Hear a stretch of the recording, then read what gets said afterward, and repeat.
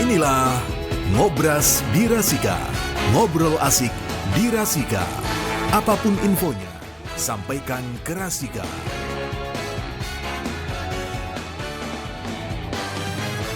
Iya, apapun infonya sampaikan ke Rasika. Kita di Ngobras berpalekat bersama KPU Kabupaten Pekalongan ya. Berpalekat berbicara pemilu santai lebih dekat.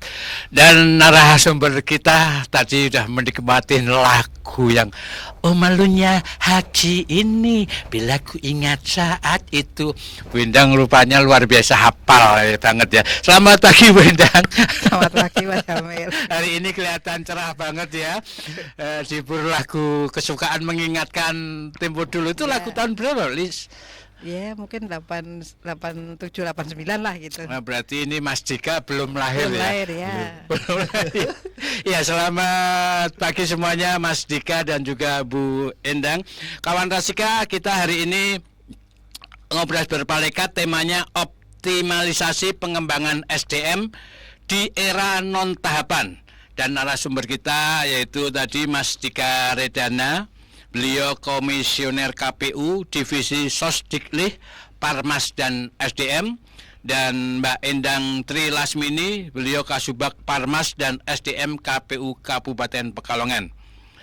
Ya, untuk Mas Dika ini ya, udah sering ketemu. Kalau Bu Endang, Mbak Endang Tri Lasmini ini kan jarang ketemu ya. Ini beliau ini Endang Tri Lasmini berarti anak ketiga ya, Tri. 13. Hah? 13. 13. Trilas. Oh 13. Bener emang? Ya. Subhanallah, produktif sekali. Ya, oke, kita ke Mas Dika dulu. Siap, Mas Jamil. Mas Dika, ketika kita bicara non tahapan, berarti pemilu atau pilkada itu masih jauh ya. Ya, tapi tetap ada persiapan pastinya ya, dan Betul, ada ya. kerja-kerja yang dilakukan di era non tahapan ini. Nah, ini kemudian kita bicara era non tahapan, apa sih yang sebenarnya dimaksud dan mengapa periode ini justru krusial untuk pengembangan SDM di KPU? Baik, terima kasih Mas Jamil. Terkait apa sih era non tahapan ini? Jadi kalau di KPU kita sering menyebutnya post election ya. Artinya era non tahapan ini adalah periode ketika KPU tidak sedang melaksanakan tahapan pemilu maupun pilkada. Meski terlihat tenang, ini sebetulnya adalah waktu yang tepat, waktu yang tepat untuk menjalankan strategi-strategi untuk perbaikan internal dan juga pengembangan SDM. Karena waktunya juga, kalau tahapan kita kan full, jarang istirahat. Nah, kalau masa non tahapan ini agak senggang Mas. Agak senggang.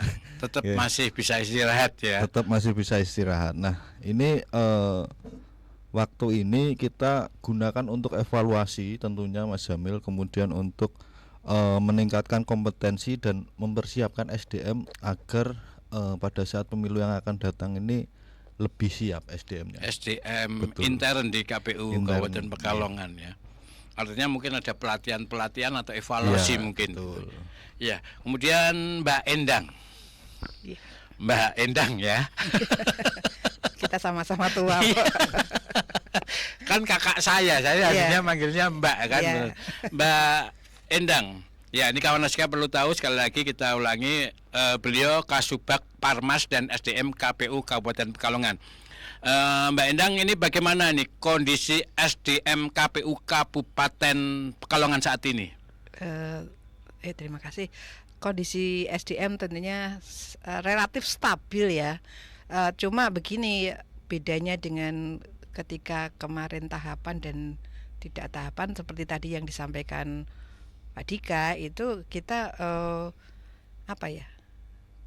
volume pekerjaannya agak berkurang gitu. Volume pekerjaannya agak berkurang. Kalau pas non tahapan ya kawan Rasika. Kalau pas tahapan, waduh sampai lembur subuh ya. Dan itu kalau pas tahapan kita kerja itu hari bukan hari kerja tapi hari kalender, sehingga Sabtu Minggu pun berangkat. Kalau hari ini ketika non tahapan kita hari kerja. Hari kerja. Jadi 5 Iya, hari. iya. Kemudian juga di saat seperti ini, seperti tadi sampaikan Pak Dika, bahwa kita melakukan evaluasi tentunya terkait dengan tahapan kemarin baik pemilu maupun pilkada. Kita lakukan evaluasi, kemudian kita lakukan peningkatan kapasitas SDM lah, dengan pelatihan, mungkin dengan rakor dengan provinsi atau apa begitu. Itu evaluasi utama ya yang Ibu tentunya catat. tentunya kalau kita selesai tahapan, kita melakukan evaluasi terhadap apa yang kita kerjakan saat pemilu dan pemilihan kemarin untuk perbaikan di pemilu yang akan datang. Oke. Kemudian ini untuk Mas Dika nih, program apa saja yang menjadi fokus dari divisi Sosdiklis ya, Parmas dan SDM KPU dalam mempersiapkan SDM menghadapi tahapan pemilu berikutnya. Iya. Tadi kan udah ada evaluasi ya. Terus memang ada beberapa program di divisi SDM KPU ya. Selain evaluasi juga kami mengadakan pelatihan teknis, kemudian penguatan soft skill yang tadi disampaikan Bu Endang bahwa kita harus meningkatkan kapasitas. Itu yang paling gencar kita lakukan adalah peningkatan kapasitas di SDM. Selain itu juga masih dalam konteks peningkatan kapasitas, terus literasi digital kita juga kembangkan, Mas Jamil. Jadi ada semacam Betul. pelatihan dari SDM yang ada di KPU Kabupaten Pekalongan ya. Yeah. Berdasarkan evaluasi untuk peningkatan Betul. nanti menjelang pemilu atau pilkada gitu Yeah. ya. Oke, kemudian bagaimana nih KPU menyeimbangkan antara kebutuhan peningkatan kapasitas SDM ASN dan jajaran ad hoc yang notabene itu berbeda karakter serta masa tugasnya. Bu Endang? Oke. Mbak Endang, mohon maaf. Tentunya sebetulnya ya hampir sama ya, ketika kita ada badan ad hoc. Perlu, mungkin ini agak menyimpang karena sebetulnya judulnya tadi di era non tahapan, terus ini kita bahas ad hoc, padahal hari ini tidak ada ad hoc gitu. Iya, kalau ad hoc itu kan pas tahapan ya kerjanya ya. Cuma ya sebenarnya hampir sama, ketika peningkatan kapasitas kan sama. Jadi SDM di sekretariat KPU itu dalam peningkatan kapasitasnya juga ada pelatihan. Kemudian ketika ada ad hoc, sama mereka juga diberikan pelatihan bintek ya, kalau di PPK itu kita lakukan bintek. Namun demikian ketika ad hoc dan ke sekretariat itu kan terkait dengan tahapan. Sementara kalau yang di sekretariat KPU tidak hanya tahapan aja, ada pekerjaan rutin yang memang harus dilaksanakan, dan itu juga butuh peningkatan kapasitas itu. Ya, kegiatan rutin di luar rutin kantor. Rutin kantor ya. Iya. Seperti pengelolaan keuangan, pengelolaan arsip, pengelolaan medsos, dan pendidikan pemilih tentunya gitu. Ya. Oke, kemudian dalam konteks non tahapan ini, bagaimana proses mapping atau pemetaan kompetensi SDM dilakukan? Apakah ada standarisasi kompetensi baru? Kalau untuk mapping ya, tentunya ada asesmen individu. Jadi masing-masing SDM ini kita nilai kinerjanya bagaimana dan lain sebagainya, itu kita nilai. Terus berarti yang kemudian menilai dari komisioner KPU ke biasanya SDM? dari provinsi biasanya. Oh, dari provinsi. Ya, Kita hanya menyediakan waktunya gitu. Kemudian ada ini Mas Jamil, fokus kompetensi ini terjadi perluasan dan pendalaman. Artinya jadi kita tidak menghilangkan kebiasaan lama, Mas Jamil, cuma kita lebih memperdalam lagi pemetaan kita itu. Misalnya kayak pelatihan itu tadi, itu kita lebih dalam lagi. Terus kayak misalnya dalam hal penyesuaian kebutuhan lembaga dan penyesuaian era digital ya.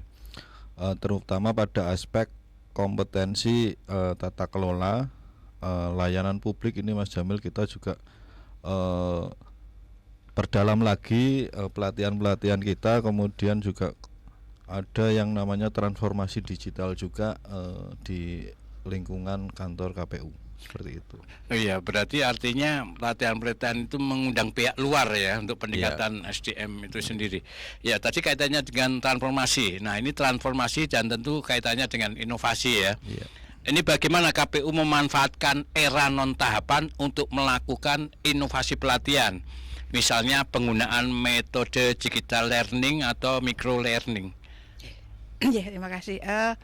Sebetulnya kalau kita ngomong apa ya, yang kalau e-learning ya, kalau e-learning itu kalau SDM di sekretariat KPU itu bahkan kita diwajibkan, jadi ada kewajiban bagi ASN itu terdiri dari PNS dan P3K itu mengikuti pelatihan di aplikasi Simple yang dijatah itu ya. Kalau untuk PNS itu minimal dalam 1 tahun itu mengikuti pelatihan lewat aplikasi Simple itu sebanyak 20 jam pelajaran.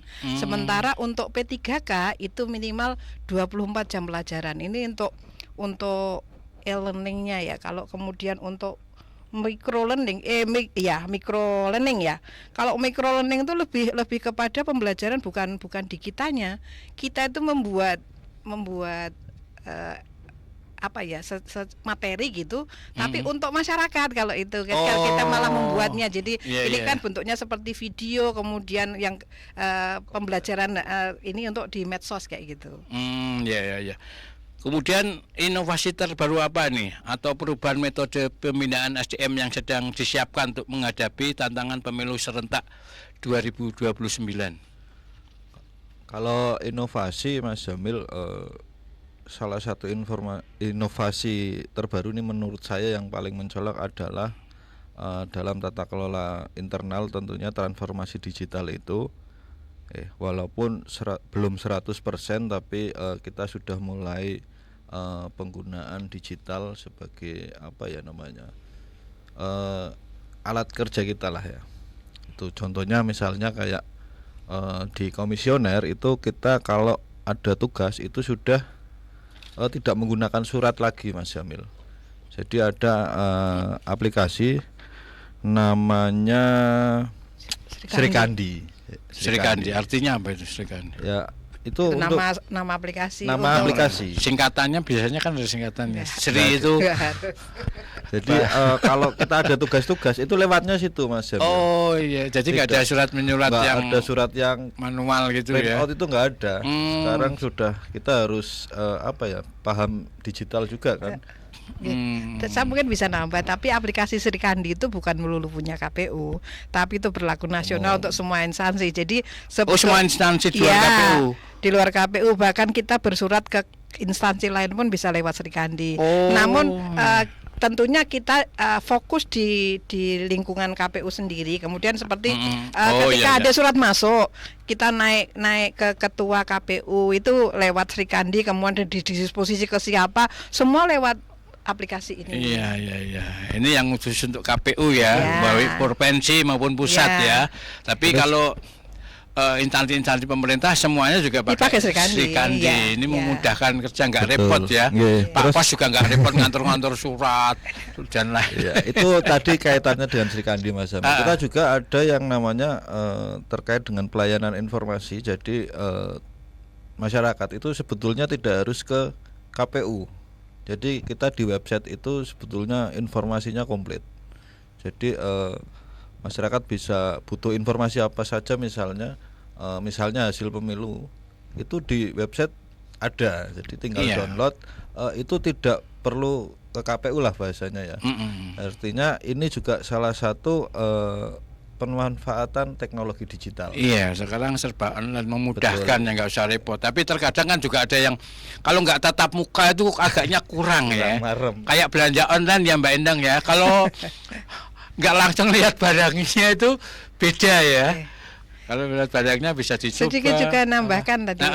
Ini bahkan sekarang kan gencar untuk AI itu ya. Nah, Itu untuk divisi perencanaan dan data itu hampir setiap minggu itu ada pelatihan dari KPU provinsi kayak gitu.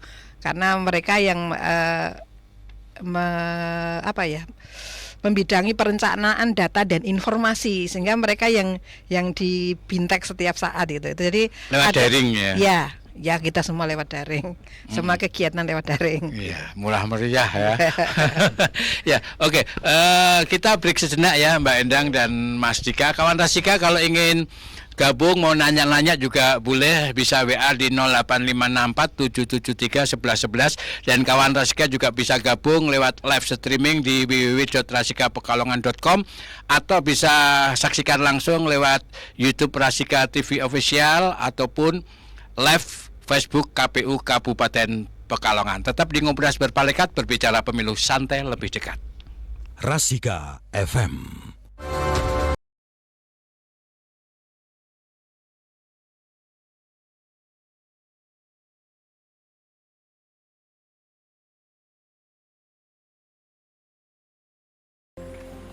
Hari ini kelas kita ada pemilihan ketua kelas ya? Iya, menggantikan ketua kelas yang pindah sekolah. Aku boleh dong jadi ketua kelasnya.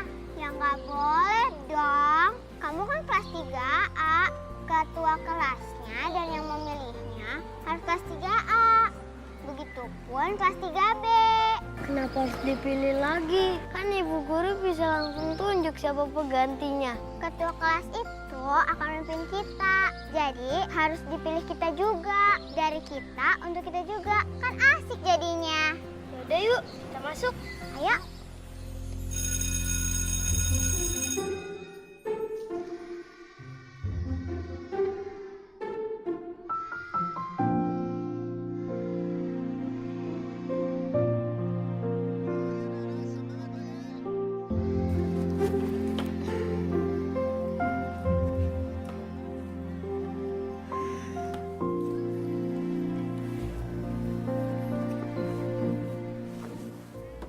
Ngapain sih Pak?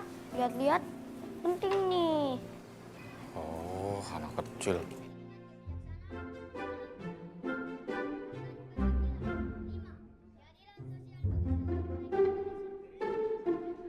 Loh, kenapa kamu masih di sini, Bayu?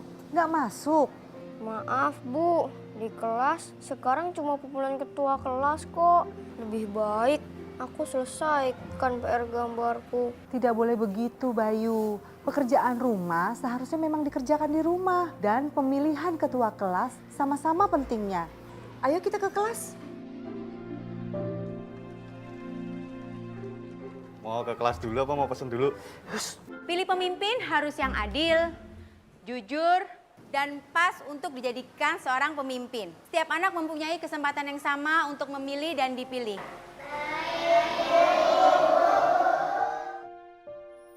Bayu. Lihat teman-temanmu, Bayu. Mereka semua senang ikut memilih. Iya Bayu, memilih ketua kelas itu adalah merupakan tanggung jawab kita.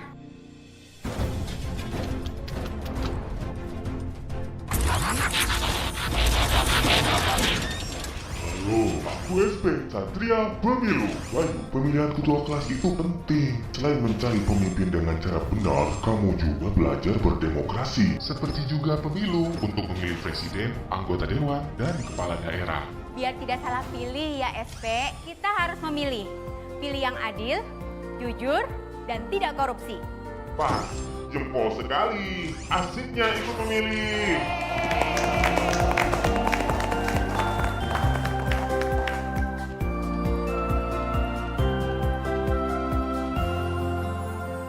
Lihat ada robot SP di luar.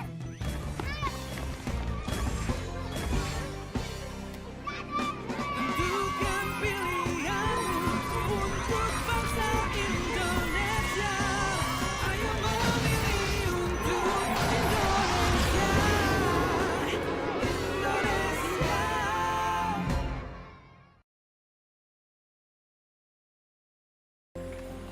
Hari ini kelas kita ada pemilihan ketua kelas ya? Iya, menggantikan ketua kelas yang pindah sekolah. Aku boleh dong jadi ketua kelasnya. Ya nggak boleh dong. Kamu kan kelas 3A. Ketua kelasnya dan yang memilihnya harus kelas 3A. Begitupun kelas 3B. Kenapa harus dipilih lagi? Kan ibu guru bisa langsung tunjuk siapa penggantinya. Ketua kelas itu akan memimpin kita. Jadi harus dipilih kita juga. Dari kita untuk kita juga. Kan asik jadinya. Yaudah yuk, kita masuk. Ayo.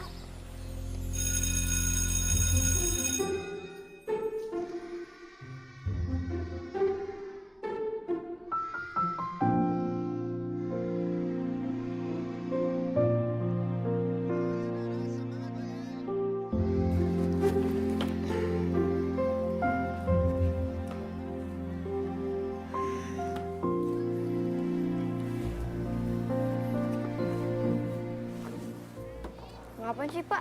Lihat-lihat. Penting nih. Oh, anak kecil.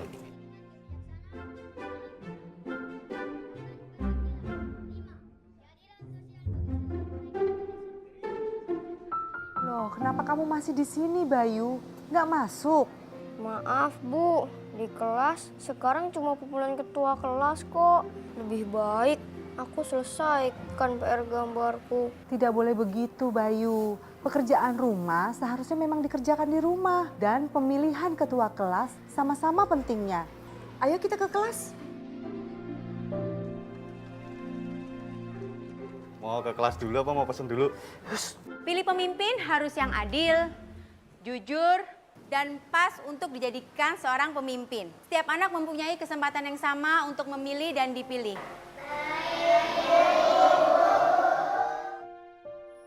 Bayu.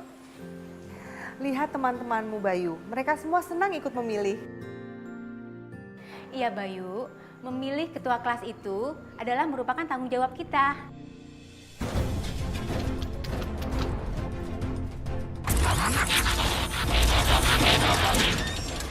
Halo, aku SP Satria Pemilu. Bayu, pemilihan ketua kelas itu penting. Selain mencari pemimpin dengan cara benar, kamu juga belajar berdemokrasi. Seperti juga pemilu untuk memilih presiden, anggota dewan, dan kepala daerah.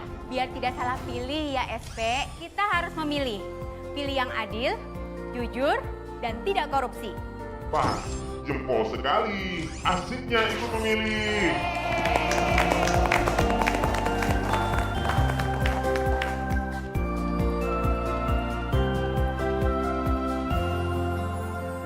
Lihat ada robot SP di luar.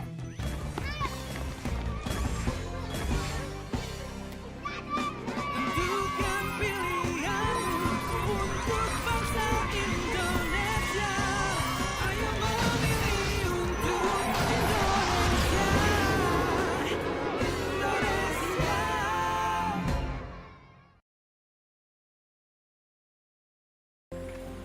Hari ini kelas kita ada pemilihan ketua kelas ya? Iya, menggantikan ketua kelas yang pindah sekolah. Aku boleh dong jadi ketua kelasnya. Ya nggak boleh dong. Kamu kan kelas 3A. Ketua kelasnya dan yang memilihnya harus kelas 3A. Begitupun kelas 3B. Kenapa harus dipilih lagi? Kan ibu guru bisa langsung tunjuk siapa penggantinya. Ketua kelas itu akan memimpin kita. Jadi harus dipilih kita juga. Dari kita untuk kita juga. Kan asik jadinya. Yaudah yuk, kita masuk. Ayo.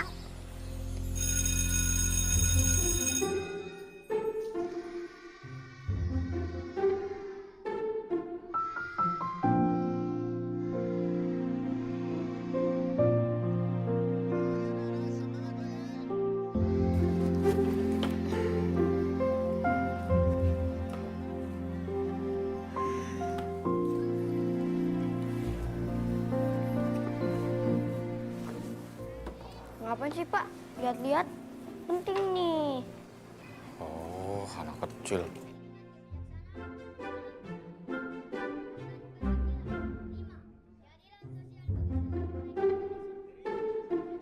Loh, kenapa kamu masih di sini, Bayu? Nggak masuk? Maaf Bu, di kelas sekarang cuma pemilihan ketua kelas kok. Lebih baik aku selesaikan PR gambarku. Tidak boleh begitu, Bayu. Pekerjaan rumah seharusnya memang dikerjakan di rumah. Dan pemilihan ketua kelas sama-sama pentingnya. Ayo kita ke kelas. Mau ke kelas dulu apa mau pesen dulu? Pilih pemimpin harus yang adil, jujur, dan pas untuk dijadikan seorang pemimpin. Setiap anak mempunyai kesempatan yang sama untuk memilih dan dipilih.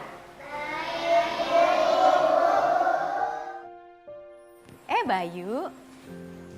Lihat teman-temanmu, Bayu. Mereka semua senang ikut memilih. Iya Bayu, memilih ketua kelas itu adalah merupakan tanggung jawab kita.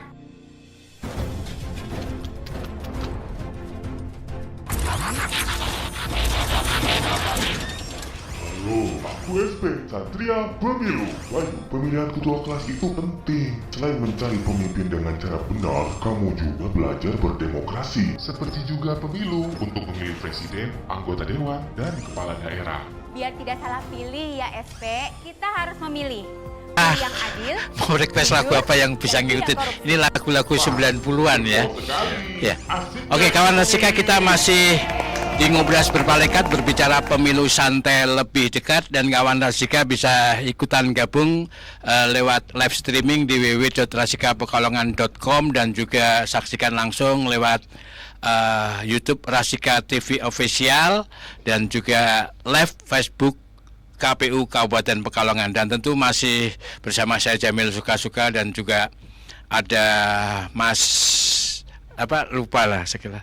Siapa? Mas Falah ya Allah Gusti. Saya kalau lupa tuh biasanya nggak inget Mbak Endang. Kok bisa ya kalau lupa mesti nggak inget ya? Lupa ya nggak inget Mas Ya. Ya, tema kita kawan Rasika tadi optimalisasi pengembangan SDM di era non tahapan.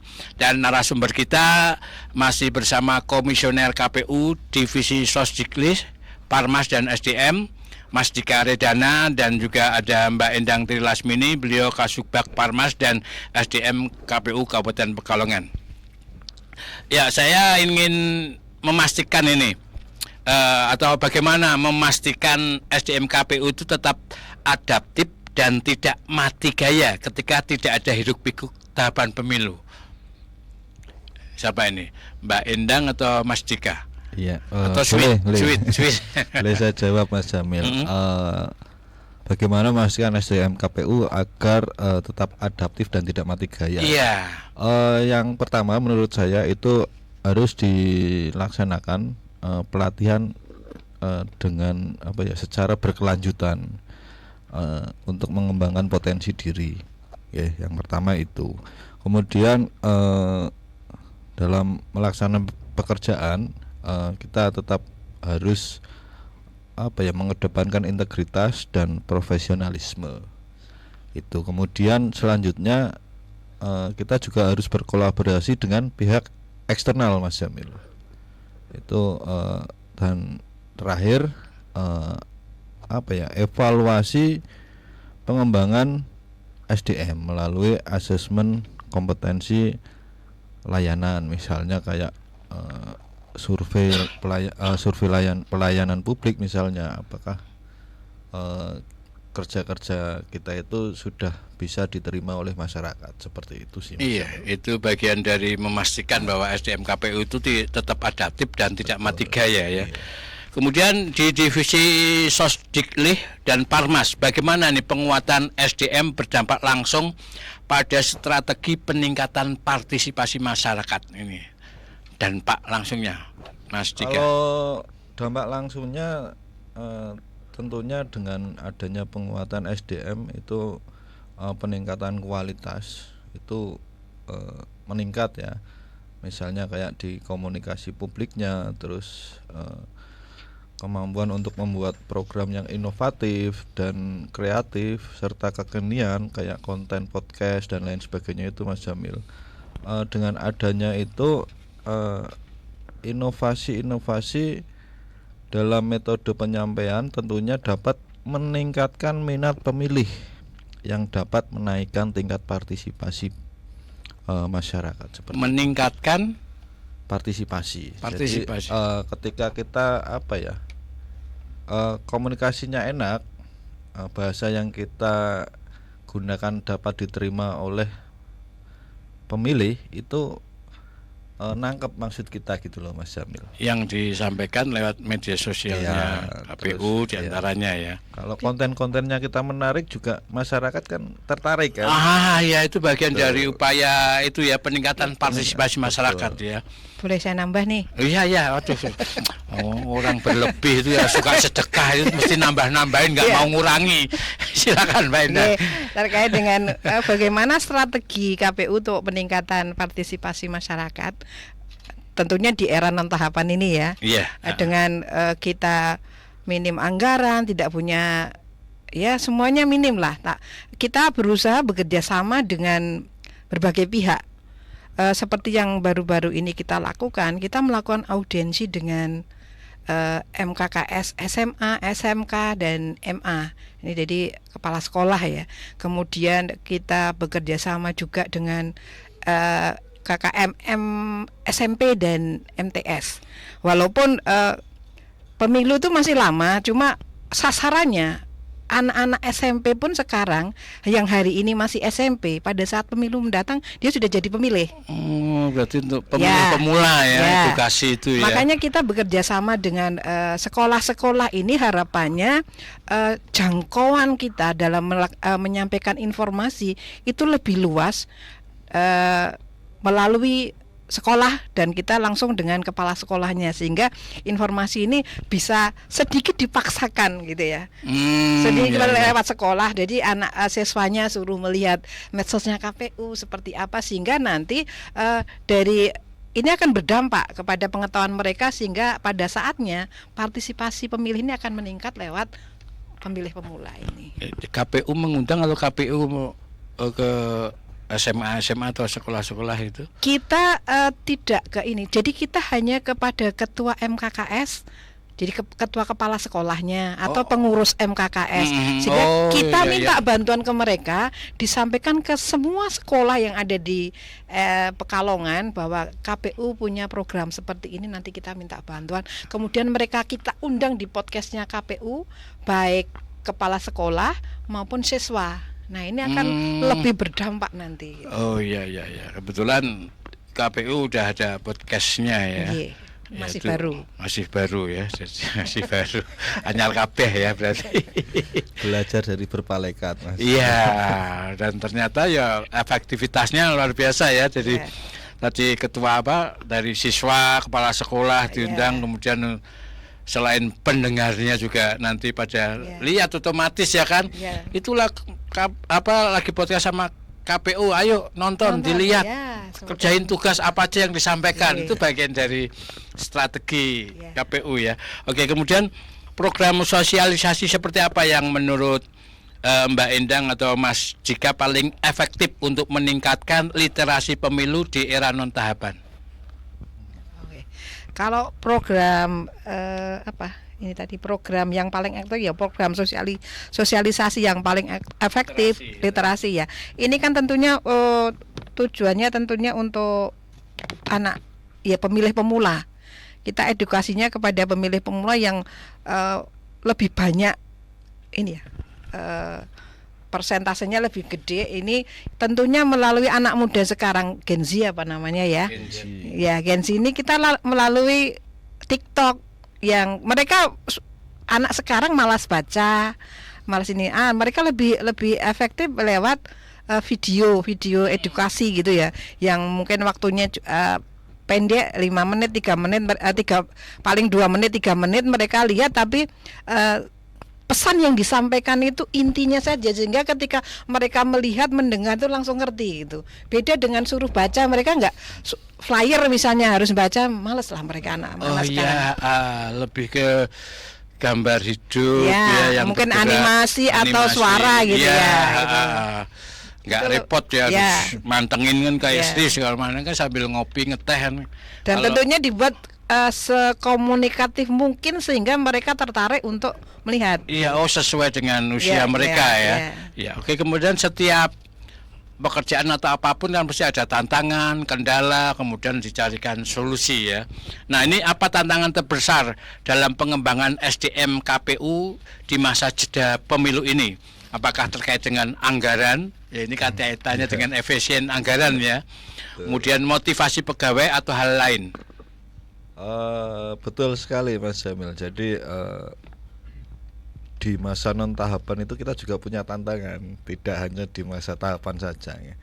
Salah satunya itu tadi terkait dengan motivasi. Jadi ada beberapa yang mengalami penurunan motivasi karena kalau di tahapan itu biasanya kan kita ada tekanan pekerjaan nih, harus selesai cepat gitu kan. Ya benar-benar. Nah, ketika tidak ada tahapan itu kan agak santai, jadi tidak diburu waktu pekerjaan kita. Itu menurut saya juga menjadi tantangan. Terus kita juga di awal-awal kemarin itu kan kita berarti kita full hampir 3 tahun ya Bu Endang ya, ada tahapan. Jadi ketika tahapan selesai kita merasakan betul kelelahannya. Kelelahan. Ya, tapi, dan menikmati kemerdekaan setelah lelah yang berkepanjangan itu. Itu terus juga anggaran juga apa ya, bisa menjadi salah satunya juga. Kebetulan ini anggaran kan agak apa ya, Efisiensi anggaran itu. Itu juga menjadi apa, tantangan buat kami, bagaimana dengan minimnya anggaran tapi kegiatan-kegiatan kami tetap bisa terlaksanakan. Menjadi tantangan bukan hambatan malah ya. Keren, luar biasa. Gimana menurut Mbak Endang? Iya. Bukan hambatan tapi tantangan. Iya. Apa memang sepi meneh? itu jadi bentuk tantangan ketika kita ngomong efisiensi anggaran. Kita yang di bidang sosdiklik yang mungkin di era non tahapan, apa yang kita pacu itu kan memang pendidikan pemilih. Nah, ini pendidikan pemilih, kalau ada tahapan kita mendatangkan pemilih untuk sosialisasi. Nah, sementara tidak ada tahapan, kita tidak ada anggaran, jadi tantangan tersendiri buat kita. Bagaimana kita bisa mencapai apa ya, pemilih ini yang tersampaikanlah pendidikan pemilih itu tersampaikan ke mereka tanpa biaya. Itu tadi dengan memaksimalkan medsos, sehingga itu memang solusinya seperti itu. Kita maksimalkan medsos berarti kan tanpa biaya. Beda dengan waktu tahapan. Iya, pun kalaupun pakai biaya juga sangat minim ya. Itu kalau ada biaya rutin kantor itu. Biaya rutin kantor. Oh, ya memang ada dan tidak ada berbiaya itu. Kan pakainya wifi sama listrik aja. Itu juga berbiaya. Ya, tapi itu rutin. Tapi rutin ya, oke. Ya, ketika SDM ini tersebar di berbagai unit, bagaimana memastikan komunikasi organisasi tetap berjalan harmonis dan efektif? Mbak Endang mungkin. Kita di KPU itu ada 4 subbak, sehingga staf itu juga terbagi di 4 subbak. Nah, untuk biar ada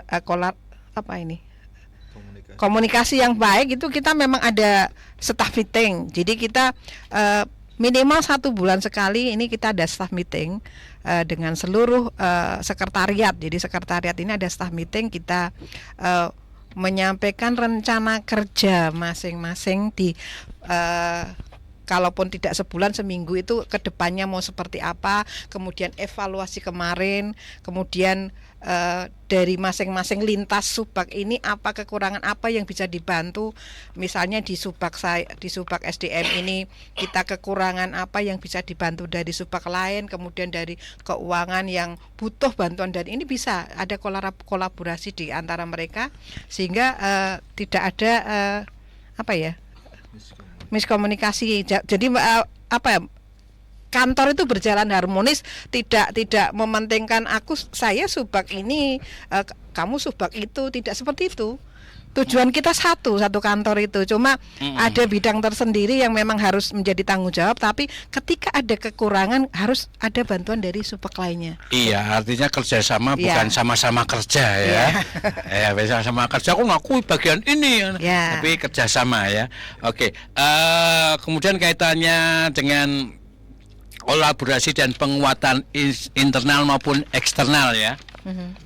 Apakah ada rencana kolaborasi dengan lembaga pendidikan, kemudian juga komunitas atau instansi lain dalam peningkatan kapasitas SDM? Mungkin sudah saya sampaikan Tadi di awal ya. Dan kita tidak sekedar ini ya, kita kan melakukan perjanjian kerjasama seperti dengan baru kemarin kita perjanjian kerjasama penandatangan itu dengan Arpusda terkait dengan arsip.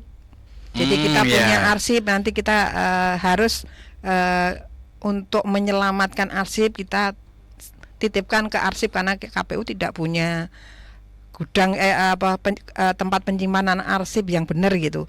Kemudian kita punya kerjasama juga dengan perguruan tinggi terkait dengan mahasiswa untuk magang, kemudian sosialisasi pendidikan pemilih, juga dengan sekolah-sekolah lain yang SMA, SMK lah, bukan SMA, yang selama ini bekerja sama dengan KPU itu SMK magang di KPU kayak gitu. Jadi kita membuat PKS juga dengan mereka gitu. Jadi kerja sama dengan pihak lain eksternal. Ya. Oke, kawan Rasika, nanti kita lanjutin lagi ngobrol berpalekat berbicara pemilu santai lebih dekat bersama KPU Kabupaten Pekalongan. Rasika FM.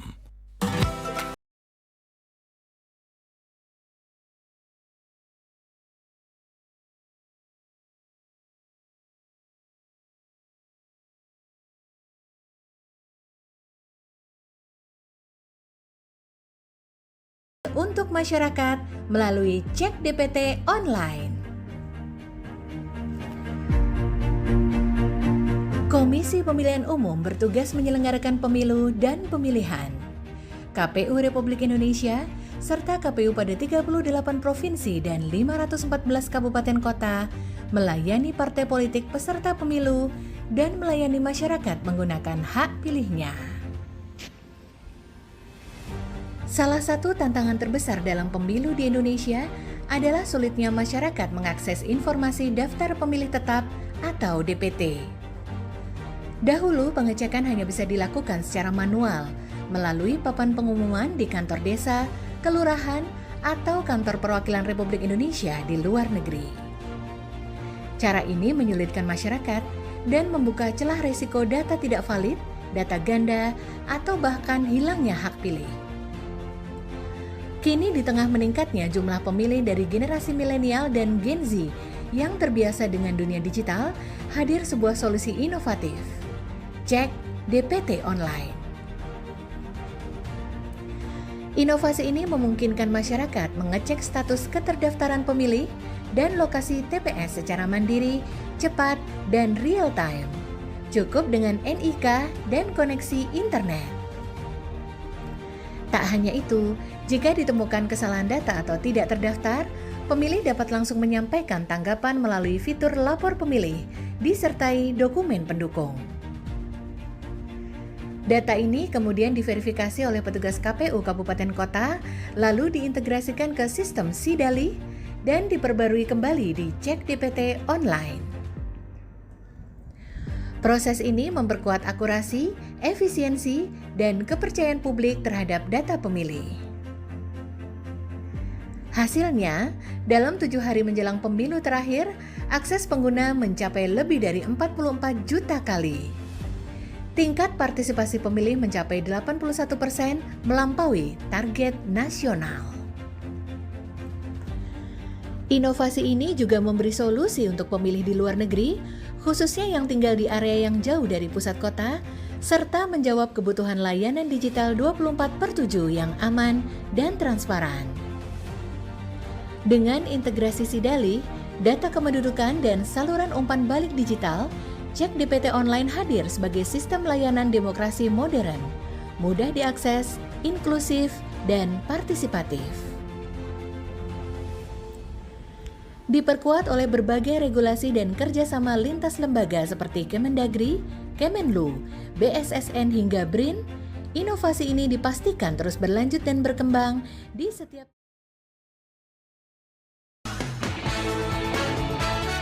Inilah Ngobras di Rasika. Ngobrol asik di Rasika. Apapun infonya, sampaikan ke Rasika.